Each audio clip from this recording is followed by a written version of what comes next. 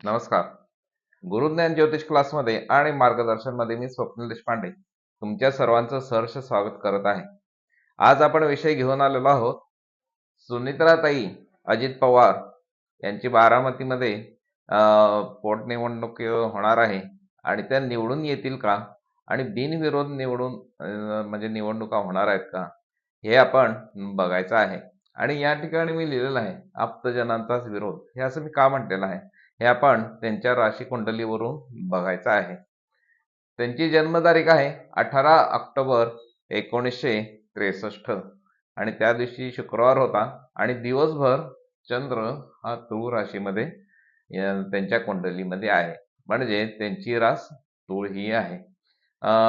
पुढे जाण्यापूर्वी तुम्हाला काही तुमच्या कुंडलीबद्दल काही प्रश्न असतील, काही शंका असतील तर तुम्ही आमच्याशी संपर्क साधू शकता. या ठिकाणी व्हॉट्सअप नंबर आहे 9822119472. यावरती तुम्ही तुमची जन्मवेळ, जन्मतारीख आणि जन्मस्थळ आणि तुमचे काही आयुष्यातील प्रश्न हे मला लिहून पाठवायचे आहेत आणि आम्ही तुम्हाला त्या कुंडलीचा अभ्यास करून, कुंडलीद्वारे अभ्यास करून आम्ही तुम्हाला त्याचं मार्गदर्शन नक्कीच सांगू आणि कोणत्याही शांतीशिवाय हे तुम्हाला उपाय आम्ही सांगू. म्हणजे कुठलाही खर्च येणार नाही आहे. कमीत कमी म्हणजे योग्य मार्गदर्शन तुम्हाला मिळणार ही मात्र 100% गॅरंटी आहे. म्हणजे तुम्हाला पेट्रोल खर्च, वेळ यांची सगळ्यांची बचत होणार आहे. भेटायला यायची आम्हाला आवश्यकता या ठिकाणी नाही. कुंडलीचा योग्य पद्धतीने अभ्यास करून तुम्हाला मार्गदर्शन केलं जाईल. वळूया आपल्या विषयाकडे. तर तुळ राशीमध्ये चंद्र आहे हे आपण बघू शकता. तुळ राशीतला चंद्र म्हणजे तुळ रास ही आपल्याला माहिती आहे की बॅलेन्स्ड रास आहे. कोणालाही तोंडावरती स्पष्टपणे बोलणार नाही, सर्वांना सांभाळून घेणारी अशी ही रास आहे. आणि आपण तसा स्वभाव सुनित्राताईंचा आपण आतापर्यंत बघत सुद्धा आलेलो आहोत. त्यामध्येच तुळ राशीचा शुक्र सुद्धा आहे.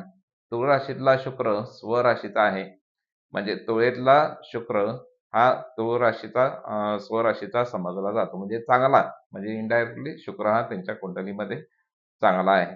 त्यामुळेच की काय त्यांना अजितदादा पवार सारखे जोडीदार आयुष्यभर त्यांना लाभले.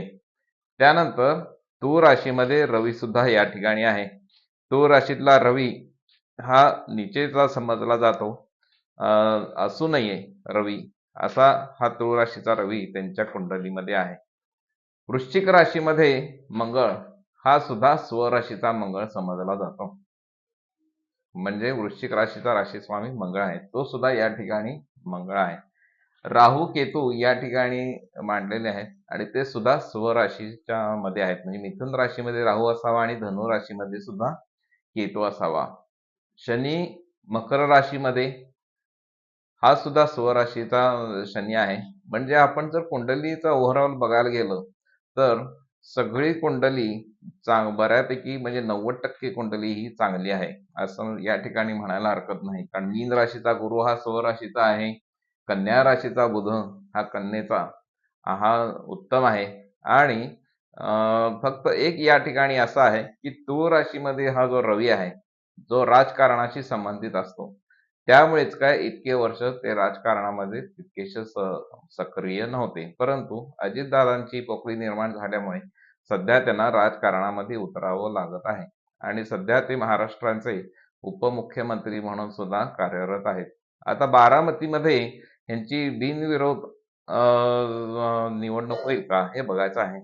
तर हा जो तुळ राशीचा रवी आहे हा कुठलीही गोष्ट बिनविरोध किंवा कुठल्याही विरोधाशिवाय कुठल्याही गोष्टी अशा करू देत नाही. तर तुम्हाला संघर्ष हा या ठिकाणी करावा लागणार आहे, म्हणजे सहजासहजी निवडणूक ही असणार नाही आहे.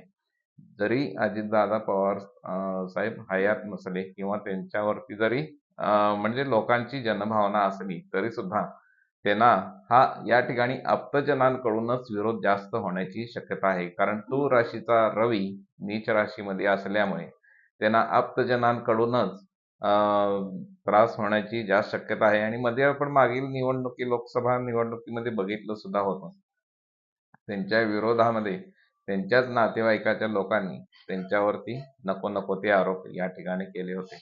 आता निवडून येतील का हा पुढचा प्रश्न आहे. तर कुंडलीमध्ये चंद्र, शुक्र, नेपच्यून हे जे तुळ राशीतले आहेत, हे नक्कीच त्यांना सहकार्य करणार आहेत निवडून येण्यासाठी. वृश्चिक राशीमध्ये मंगळ आहे आणि गुरु हा सुद्धा मीन राशीमध्ये या ठिकाणी आहे. त्यामुळे निवडून येतील असं माझं मत आहे. बघूया येणारा काळ ठरवेलच काय होतंय ते. परंतु निवडणुका ह्या बिनविरोध होणार नाहीत आणि निवडून मात्र सुनेत्राताई दिदी येतील असा माझा अंदाज आहे. व्हिडिओ आवडला असेल तर नक्की शेअर, सबस्क्राईब करायला विसरू नका. नमस्कार.